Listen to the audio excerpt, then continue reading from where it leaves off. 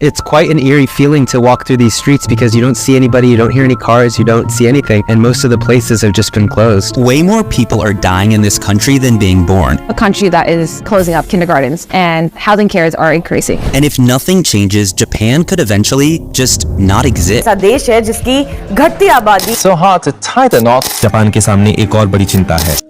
Japan, जिसे दुनिया का सबसे एडवांस और तरक्की याफ्ता मुल्क माना जाता है, इस वक्त दुनिया के नक्शे से मिटने के रिस्क पर खड़ा है।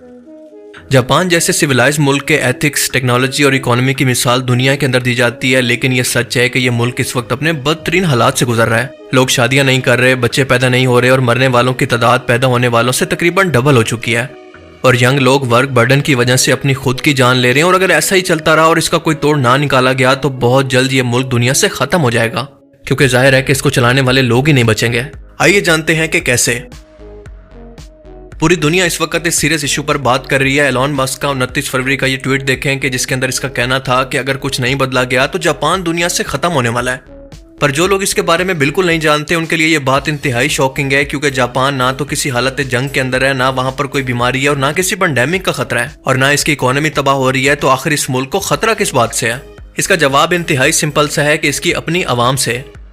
जी हाँ, जापान की आवाम शादियां नहीं कर रही, बच्चे पैदा नहीं कर रही और जो नौजवान लोग मौजूद हैं वो वर्क बर्डन की वजह से और काम के स्ट्रेस की वजह से तंग आकर अपनी खुद की जानें ले रहे हैं। और जाहिर है कि यंग पॉपुलेशन के खत्म होने के बाद पीछे सिर्फ बूढ़े लोग ही बच जाते हैं और यही वजह है कि आज जापान के अंदर बूढ़े लोगों की तादाद दुनिया में सबसे ज्यादा हो चुकी है। इसी वजह से आज इस मुल्क को बूढ़ों का मुल्क भी कहा जाने लगा है, जिसकी 30% आबादी तो बूढ़े लोगों पर मुश्तमिल है और इसमें से भी 20 मिलियन लोग तो 75 साल से भी ऊपर के हैं। अब ऐसा नहीं है कि जापान की पॉपुलेशन सिर्फ कुछ सालों के अंदर गिरना शुरू हुई है, बल्कि ये सिलसिला पिछले 15 सालों से जारी है। 2009 के अंदर इसकी आबादी 128 मिलियन थी, जो कि 120 मिलियन 2024 के आते आते हो चुकी है। इसका मतलब है कि 2009 से लेकर 2024 तक इसकी तकरीबन 60 लाख की आबादी ऐसे ही गायब हो चुकी है। और ये 120 मिलियन की आबादी ऐसा नहीं है कि सिर्फ जापान मुल्क की है, बल्कि पूरी दुनिया के अंदर जितने भी जापानीज लोग मौजूद हैं 120 मिलियन उनकी तादाद है। आबादी बढ़ना तो दूर की बात, बल्कि पैदा होने वाले लोगों से मरने वालों की तादाद तकरीबन डबल हो चुकी है।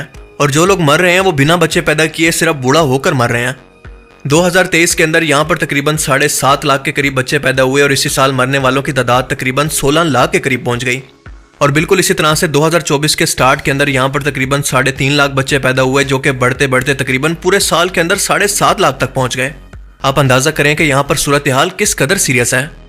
जापान के खुद के सरकारी डाटा के हिसाब से 2050 तक इसी हिसाब से इनकी आबादी तकरीबन 100 मिलियन के करीब रह जाएगी। और वो भी सिर्फ उस सूरत में कि यहाँ पर जापान के अंदर कोई जल्जला, कोई तूफान, कोई नेचुरल डिजास्टर या कोई पेंडेमिक वगैरह ना आए या फिर लोग अपनी जानें लेना ना शुरू कर दें। और अगर ऐसा होता है तो ये नंबर इंतहाई खतरनाक हद तक मजीद कम भी हो सकते हैं। जापान के कैपिटल टोक्यो का फर्टिलिटी रेट 0.9 तक पहुंच चुका है, यानी ना के बराबर, क्योंकि लोग शादियां नहीं कर रहे। और 2006 के अंदर इस पूरे मुल्क के अंदर सिर्फ 5 लाख शादियां हुई थी और ये इनकी तारीख का सबसे कम तरीन वर्ल्ड रिकॉर्ड है। और ये नंबर मुसलसल अभी भी कम हो रहे हैं, जिसकी सबसे बड़ी वजह है यहाँ का टॉक्सिक वर्क कल्चर। हम सब लोग जानते हैं कि जापानी लोग कितने ज़्यादा मेहनती होते हैं, बहुत ज़्यादा काम करते हैं, लेकिन मसला यह है कि लेबर शॉर्टेज की वजह से इन लोगों को मुफ्त के अंदर कई कई घंटे ओवर टाइम भी करना पड़ता है। 12-12 घंटे तक ये लोग काम करते हैं और इसी वजह से ये समझते हैं कि इस काम के दौरान वो अपनी शादीशुदा जिंदगी को टाइम नहीं दे सकते और बच्चे को पालने का रिस्क तो इससे भी बड़ा है। देखें, ये हकीकत है कि जापान एक महंगा तरीन मुल्क है। यहाँ पर बच्चों को पैदा करने से लेकर इनकी पढ़ाई लिखाई और बाकी ज़रूरतों पर अच्छा खासा खर्चा होता है। जापान के अंदर बच्चों की पढ़ाई हद से ज़्यादा महंगी है और इस टॉक्सिक वर्क कल्चर के होते ये लोग इसको अफोर्ड नहीं कर सकते, क्योंकि इस हिसाब से इनकी तनख्वाहें बहुत ही कम हैं।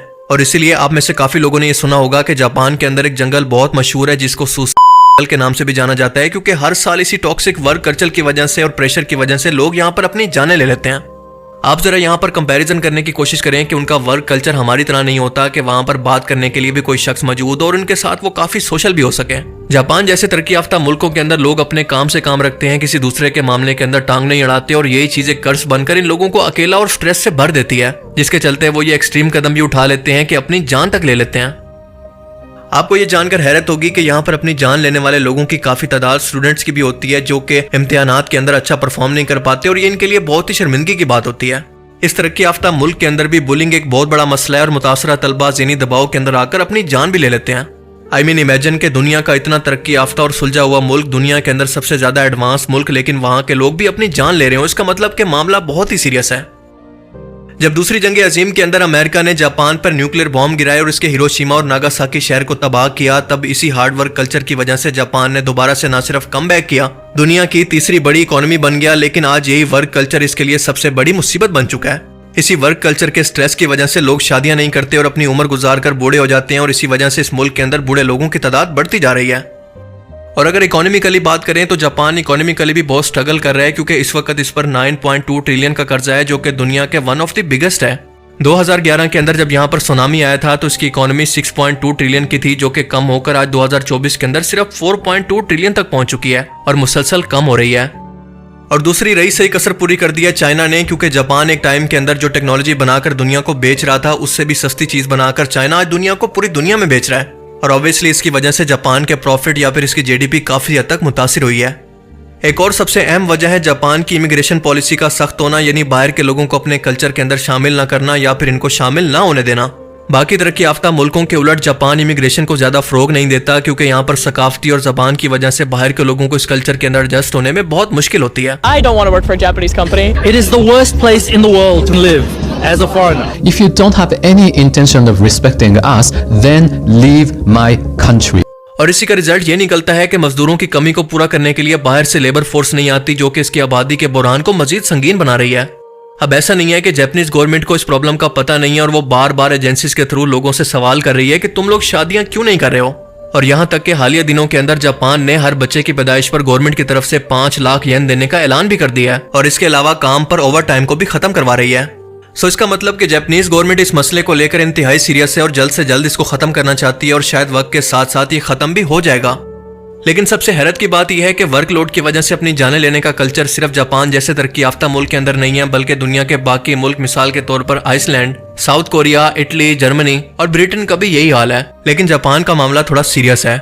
एटलीस्ट जापान के लोगों को इस बात की तसल्ली तो है कि इनकी गवर्नमेंट इनके बारे में कुछ ना कुछ सोच रही है और कर भी रही है। लेकिन इमेजिन करें कि हमारे यहाँ पॉपुलेशन का मसला है, पानी, बिजली, गैस महंगी के मसले हैं, लोग बेरोजगार हैं, मुसलसल महंगाई की वजह से अपनी जानें ले रहे हैं, लेकिन गवर्नमेंट को कोई फर्क नहीं पड़ता और वो इनके बारे में सोचना भी नहीं चाहती। और ये सबसे बेहतरीन मिसाल है अपने हाथों से एक हंसते बसते मुल्क को तबाह करने की।